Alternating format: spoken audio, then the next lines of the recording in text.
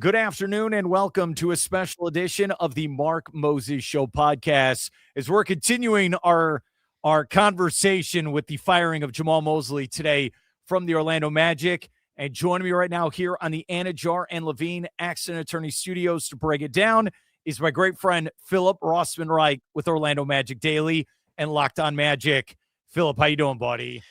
I'm here, man. That's all I like. Game sevens are rough, so I'm here and obviously still very busy. So let's get to it.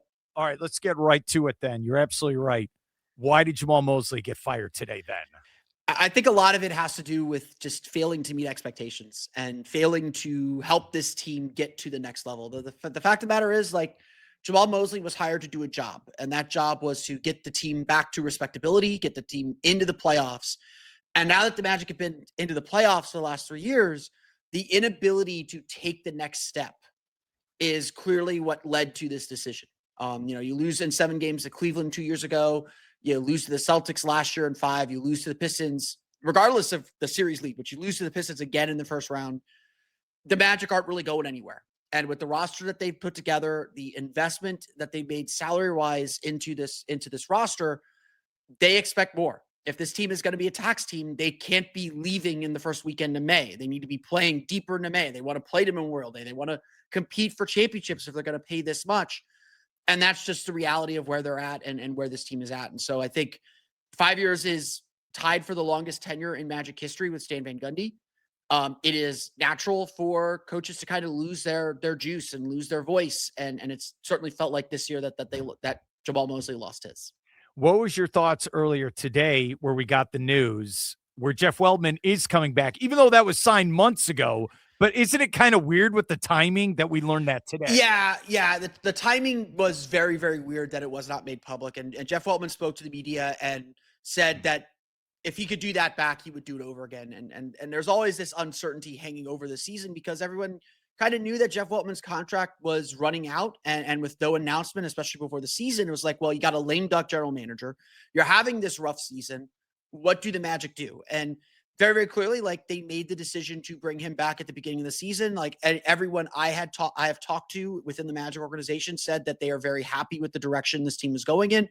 I had come to understand through various sources, that none that I would report on, but now that it's out of the bag, I feel comfortable saying this. I've known for a little while that this deal had been done a while ago. And even so, like, just the general vibe that I got is that the Magic were happy with the direction this team was going in, the aggressiveness that they showed to get Desmond Bane, the core group of players that they have. And now it's just about putting together a championship level team. Jeff Weltman certainly has a lot of work to do on that front, but I think generally the Magic are happy with where things are going. So I'm not surprised that this was done. It is unfortunate that maybe the public perception or the public relations of it isn't great, but I'm not surprised that he's going to be the one to make the next coaching decision. I said earlier today, so Mosley's the fall guy. Yeah. He's taking the blame for this, but I didn't think it was all on Mosley. I mean, No. Mosley's not missing all these shots. I mean, do you feel like there's blame that should go all around for this losing 3-1 series lead? Absolutely. Look, this has been the problem all season is this team has just grossly underachieved. The way I've described it to people is, losing Franz Wagner for the length of time you lost him for knocks you down a tier. So instead of being the 3-4 seed, you're the 5-6 seed. Maybe you're in the 7 seed as a playing team. The Magic had a lot of injuries this year. But Paolo Banchero, Desmond Bane, Jalen Suggs, what Anthony Black became this year, that should be good enough to get you into the playoffs. That should be good enough to win one game with everything on line. That should be good enough to hold on to a 24-point lead in the second half. A lot of these players miss shots. And you could see throughout the year at various points, just the confidence and trust in what they were running ran dry. And that is on the players as much as it is a problem with the coach and the coaching and what the coach is trying to run. And so obviously the coach is the easiest guy to move. It's hard to trade, not that they would, but it's hard to trade a Paolo Banchero who's going to make, $45 million a year starting next season. It's hard to move the star players. And I think they've earned a different coach with some different ideas on how to use them. But I would also agree that the players didn't maximize themselves within the systems that they were running. They didn't play nearly as well as they did last year, even though their record was a little bit better. And I think obviously they missed a huge opportunity to achieve one of their key goals. And I think very clearly they're still feeling a little shell shocked. They're gonna have to hang out. They're gonna have to wear that around their neck for a little while until they prove otherwise. How disappointing was that second half of Game 6 for this organization? Extremely. Like I am surprised they kept Game 7 as close as they did for as long as they did. That's how disappointing and just baffling that Game 6 was, because for 2 years, all the Orlando Magic told us was we need home court advantage to advance. You know, when they lost to Cleveland Cavaliers, they won all 3 of their home games. You know, they played the Celtics really tough at home. The Kia Center was their fortress. You did not come into the Kia Center in the playoffs and win games. And Friday night was set to be a party, man. Like the crowd brought it. Magic fans brought it. They bought into this team so much at the beginning of the year. There's a ton of disappointment. They bought back in when it was clear that, hey, there's a chance we could win. We're gonna lift these guys up. Friday night was everything the Magic have been fighting and clawing for 3 years, and they dropped the ball. And like, look, the Pistons, I think, as much as fans hate saying this, the Pistons deserve a lot of credit. They tightened up their defense. They started pressing a little bit more. They got into the Magic. They made them uncomfortable. But at the same time, Orlando also slowed themselves down. And Orlando's had this problem all season long where they let teams back into games because they don't go for the kill. They don't have an offense that's able to go for the kill. And so again, that does go back to coaching, but the players have to make shots. And they missed a lot of good looks, a lot of opportunities to calm themselves down. As good as Paolo Banchero was in Game 5 and Game 7, he was really bad in Game 6. And your star is supposed to kind of carry you through those rough spots in those kind of games. He was 4 for 20 in the game. I believe he was 1 for 11 in the second half. Like, there has to be personal responsibility. And if you think that changing the coach is going to fix everything, and it could fix a lot, I'm not going to pretend otherwise. Like coaching is a big factor. But if you think that the problem with this season and this series was just coaching, you haven't been watching the games, because the players really underperformed this season, and some really key players underperformed this season. All right, to the fan base, you have to make some moves, right? You can't just run back this roster. There has to be changes here. Yeah, and look, like some of it is you're going to get a new coach. That coach is going to have some new ideas, some new philosophies. You got to give the coach every tool that he needs to be successful. Like the way the Magic are constructed right now, whoever you're hiring next, the Magic need to believe that's the coach that's going to win them a championship. Now, will he or she not? I don't know. Like that is a big ask, especially for a team that didn't get out of the first round. But with the payroll and the roster that this Magic team has, and what they believe they can do, that's the goal. They set that standard at the beginning of the season. And so, you know, the Magic cannot sit still. They're like, yes, injuries were a huge factor. Jeff Weltman has said that repeatedly every time we've gotten him in front of a microphone to say what went wrong this season. He would just say, and he will say, and rightly say, injuries were a huge issue. If Franz Wagner does not suffer the calf strain in Game 4, the Magic probably win this series in 5.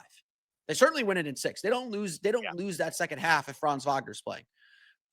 If Franz Wagner doesn't miss 47 to 51 games, the Magic don't go through the play-in. Like it knocked them down a tier. They're probably the 5 seed playing Cleveland. And you know, again, that's no guarantee you're getting out of the first round either, but that is a matchup that the Magic feel very confident that they can win. Injury, you look at the Magic starting lineup when everyone was healthy, it was really good. It was one of the best lineups in the league that played their limited minutes.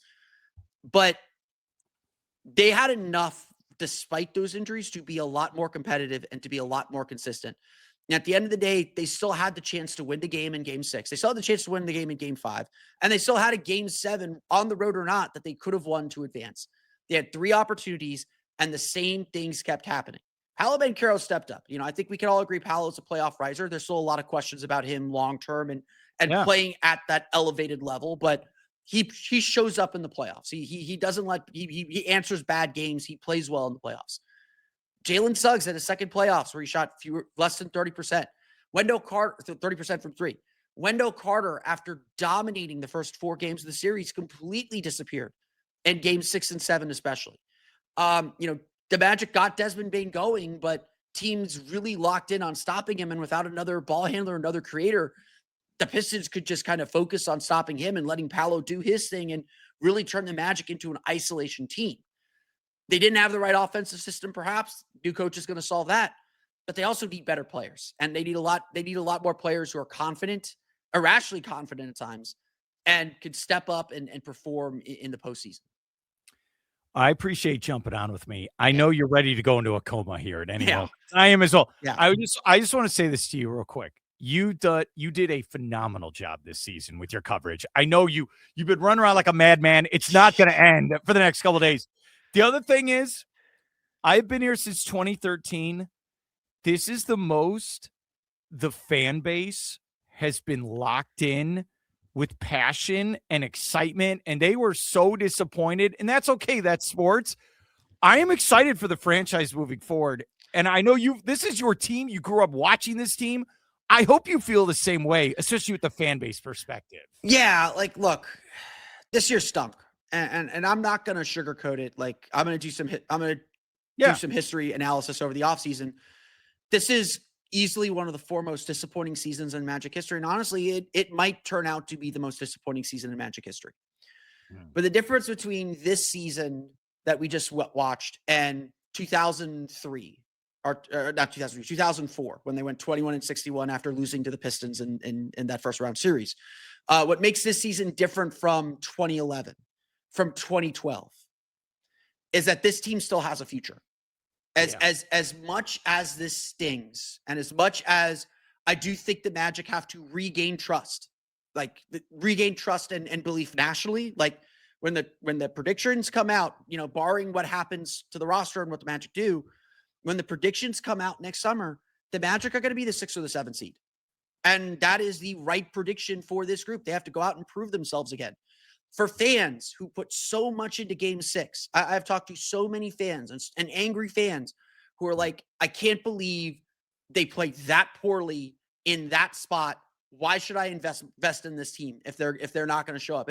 A buzzer-beating loss in Game 6 would have been far better than what the Magic did. And again, the Magic are going to have Game 6 hanging around their neck until they win a series. When they look at Jared Allen, like the memes were going crazy because Jared Allen had this huge Game 7 when 3 years ago he said the lights were brighter than I expected. Or that meme went around. Like you wear playoff failures on you until you break through. Joel Embiid went through that, and that the Magic are going to have to answer for that, as much as they don't want to, as much as you want to try and flush it. Like that's a part of your story now.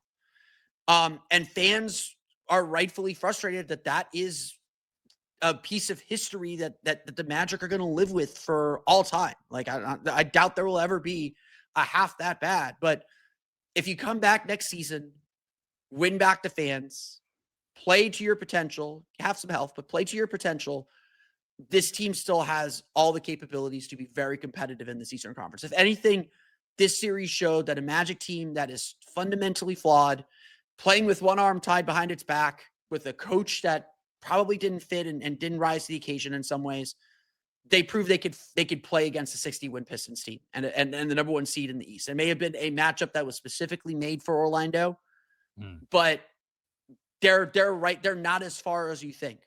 But they still got a lot of work to do, and they can't pretend that they don't. Philip Rossman-Reich, that was fantastic. Thanks for your help, and go get some sleep. All right, buddy? I'm going to try. Sleep is for the offseason.